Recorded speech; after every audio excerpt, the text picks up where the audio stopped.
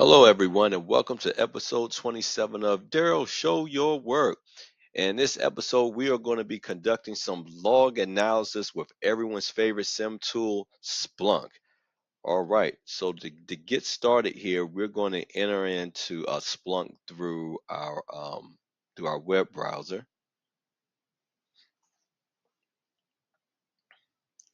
All right, so in this particular case,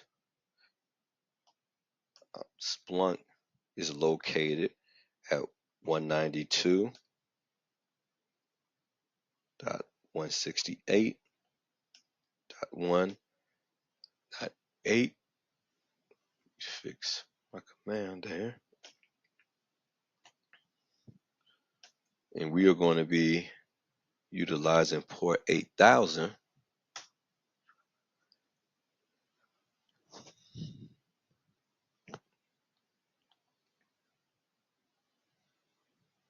All right. So again, so for those that are in the know, a SIM tool is basically a log aggregation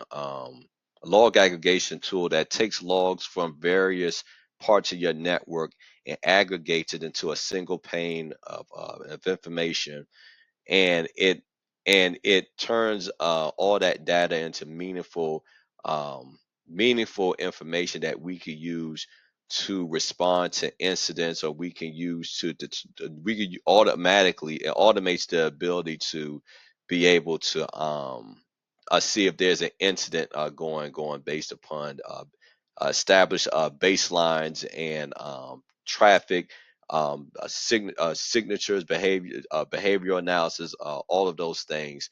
Um, and it also combines the different attributes of an IDS, which is intrusion detection system, and an IPS of intrusion protection system. So it's multifaceted in its use.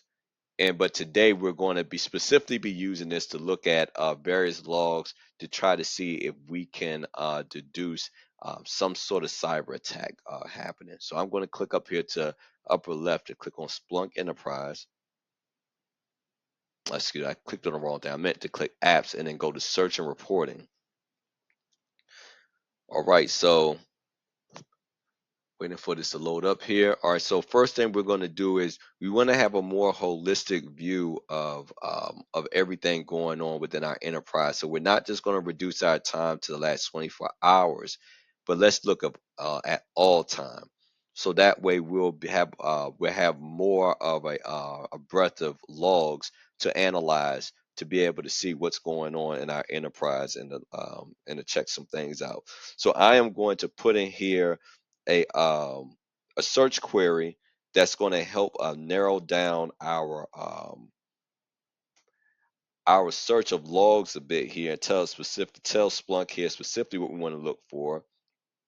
So I'm going to specify my source here.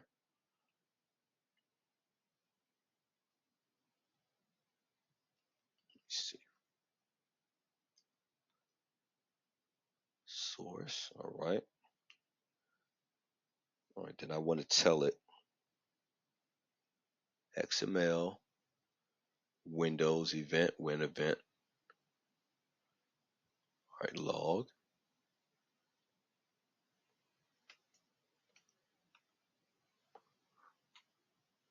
Microsoft dash Windows dash sysmon, which is short for system monitoring. And these are sysmon is where our system logs are. Oops. Operational. All right, and then I want it to specifically to look for the explorer.exe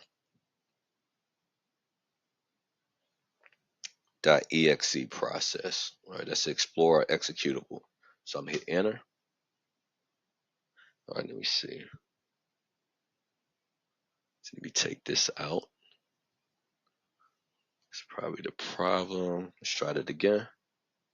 All right, so we have 10 logs here. So what I want to do, if I want to see what what um what process kicked off this explorer.exe process? I want a kind of a history of that. I'm going to scroll down here to the and look to my left, and I'm going to go to parent process. Since we're looking specifically at explorer.exe.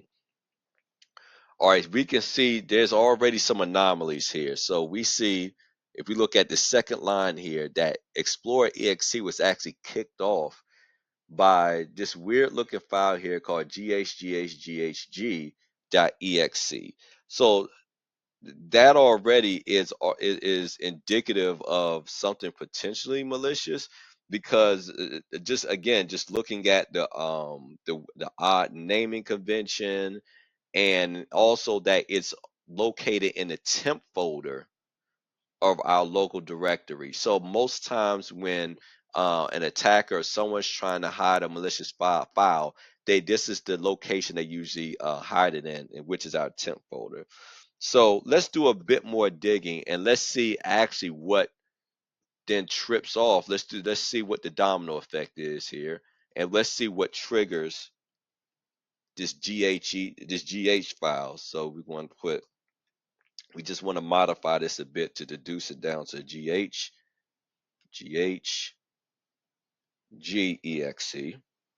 All right.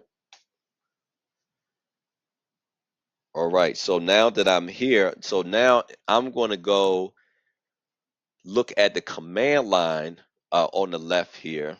All right. So we have these lists of activities that's been going on. So we can see there have been changes made in the power configuration settings in an attempt to implement persistence mechanisms via scheduled tasks. The disabling of hibernate and standby timeouts might suggest an effort to keep the systems from entering low power modes. This could be a tactic to ensure continuous operation or to avoid detection. So again, when I say that, I'm talking specifically about these lines right here. So we see this ghghghg file, but then we also see these actions where, you know, the hibernate settings and the standby settings have been has been alterated. So again, this usually is indicative of an attacker potentially trying to maintain, that's in our enterprise, trying to maintain some level of persistence. So they're trying to keep the computer or keep the laptop up, okay, for them to continue to do whatever they're doing. So they don't want the laptop to time out and go into hibernate mode. What Not laptop, but device to go into hibernate mode or the standby mode, because then they could potentially lose access to the system. All right, so they're in the process of trying to maintain persistence, and this is just a form of them trying to do so. So, if we wanted to look a bit deeper into these power settings, let's look for this power cfg.exe, and let's see what's going on there, to dig deeper to see what's going on with this particular exe file and, the power settings on our computer. So all right, so I switched that out, switched the ghghg file out with the power cfg.exe file on this search query. So I'm going to go back here to command line. All right, so again, looking at these, matter of fact, instead of looking there, I wanted to scroll down and look at something here. Let me see. Well, we could go back up, because yeah, that's not going to tell us anything. So let's go back to command line. So this isn't really telling us anything different. So let's see if we could find. Let's go inside of a parent process to see what we can find. Nothing there. Let's see. Let's see where else we could potentially look. Let me see. I'm gonna go back up to command line one more time.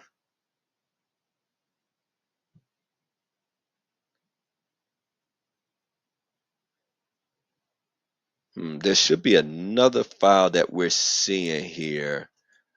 Let me just try another.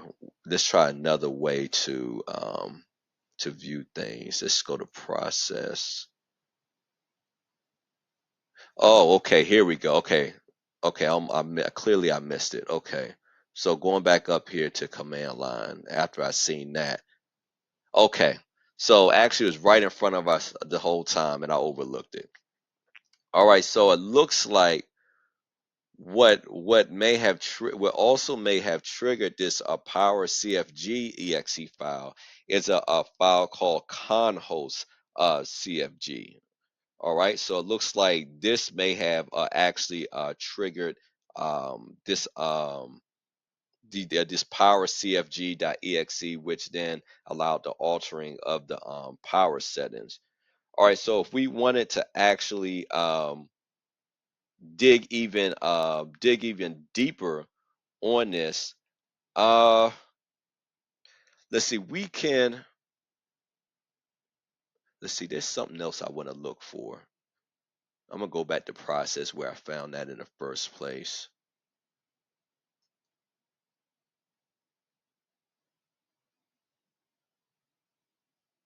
Nothing there. Let's see. Um, process execution. Conhost, and we see conhost right here when it comes to process. So this tells us that conhost indeed did execute this power CFG. Let's see if there's anything else I could find here. Let's see, process, parent process.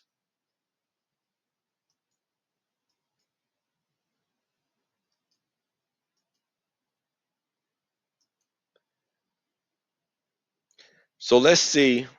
We don't. Okay, let's see how this may have been done. So what I want to do is I'm going to go back up to our search query and let's see if the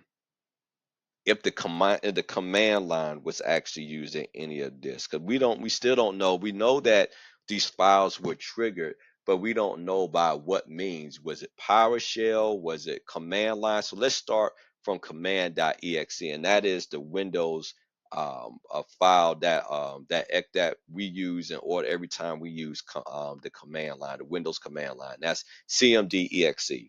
So I'm going to swap that out in our search query, and let's look specifically for activity on that. All right, so I'm going to go to command line here on the side. Boom. And here we are. So we see some very interesting activity here. So if we look at line number 4, uh, we can see that a scheduled task name Nephifus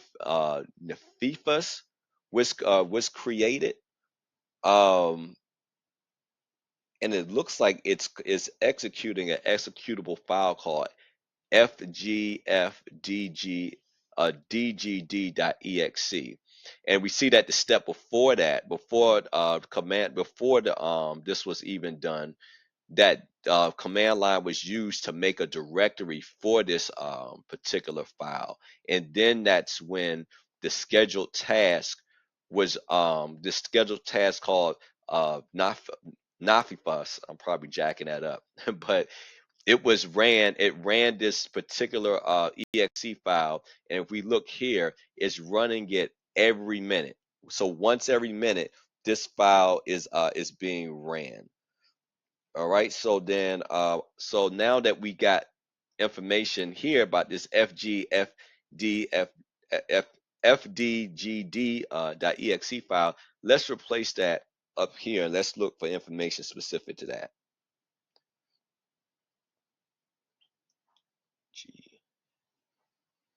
GD, okay, it's right here. So I'm gonna click that. All right, so we're gonna narrow down our logs just to deal with that particular file, and let's go to just see what the parent process is with that.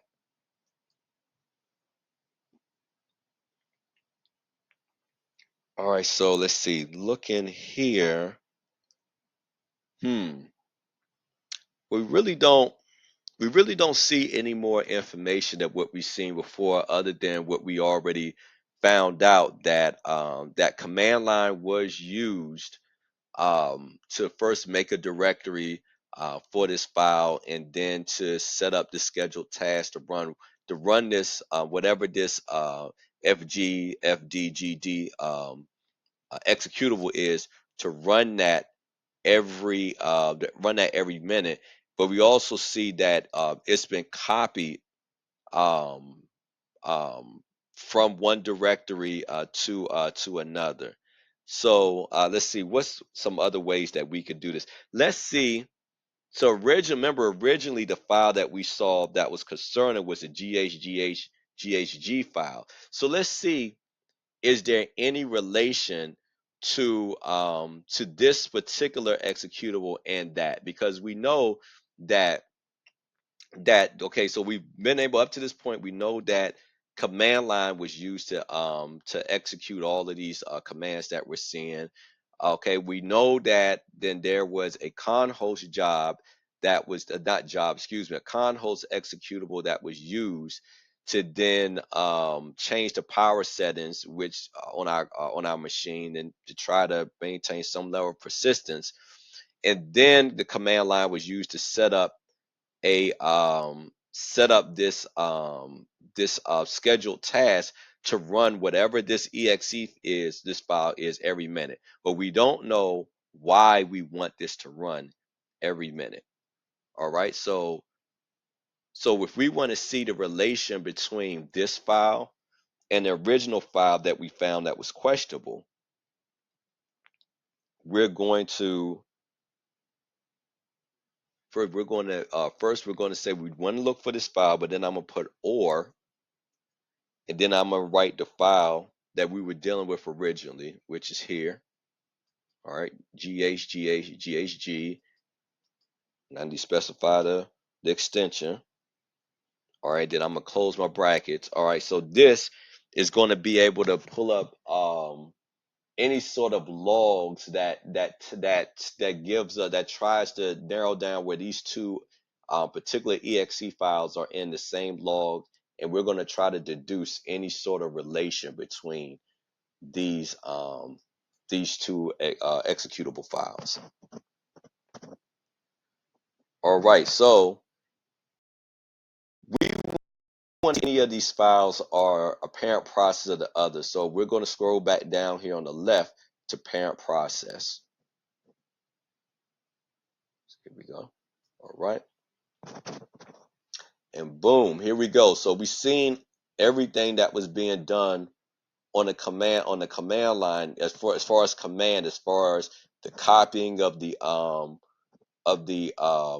exe file from directory to directory, then the setting up of the once it was in a directory that the whoever did this um, um, wanted it in, then they created this scheduled task to run this once every minute.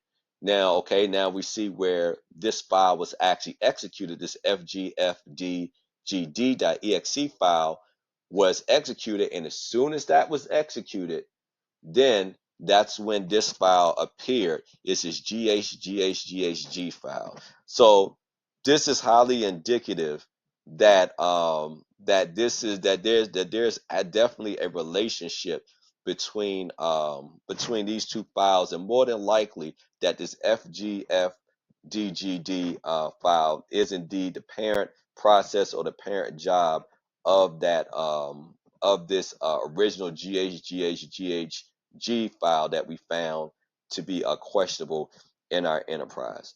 So this was just an example of how we can use Splunk to be able to correlate a series of events to determine um, if there's malicious activity and how a malicious file may have become about. So it tells the aggregation of these logs tell us the story. So it tells the story that not necessarily how someone got in, but somebody, we don't know if it's a malicious insider or someone infiltrated our network, but somebody used the Windows command line then to create a directory, Okay, copy a potentially malicious file from one part of the directory to another, create a scheduled task to run that file every 1 minute, and then to create the malicious file that we saw, the potentially malicious file that we saw in the beginning of our analysis. And then they also, on the command line, set up the ran a con host exe file to then change the hibernation and the standby settings on this machine, then as a way to maintain persistence and for the machine to not time out while they're doing whatever activities they're trying to do. So while we haven't necessarily got to the conclusion of what this file, of what this ghghg file is, and the potential attacker is trying to achieve, we have been able to build up a case in order to then further escalate this to our potentially to our incident response, or at least to our level 2 analysts to begin to potentially triage this, or look further into this to tell if it is indeed a a true positive, or a benign incident of false alarm. But that's going to do it for this video today. Please like, share, and subscribe. Most importantly, show your work. Until next time, take care of yourself, and God bless.